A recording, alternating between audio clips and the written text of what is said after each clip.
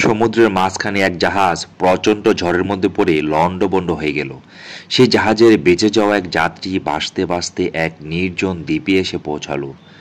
জ্ঞান ফেরার পর প্রথমে সে আল্লাহর কাছে প্রাণ খুলে ধন্যবাদ জানালো তার জীবন বাঁচানোর জন্য।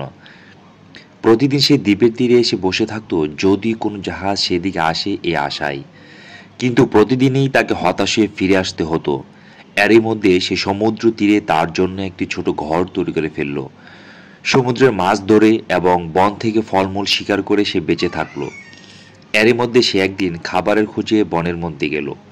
বন থেকে সে যখন ফিরে এলো তখন দেখলো তার রান্না করার চুলা থেকে আগুন লেগে পুরো ঘরটি ছাই হয়ে গিয়েছে এবং তার কালো ধোঁয়ায় আকাশ ভরে গিয়েছে।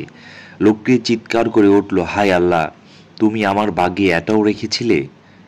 পরদিন সকালে একটি জাহাজের আওয়াজে তার ঘুম ভাঙল। জাহাজটি সেই দ্বীপের দিকে তাকিয়ে উদ্ধার করার জন্য আসছিল।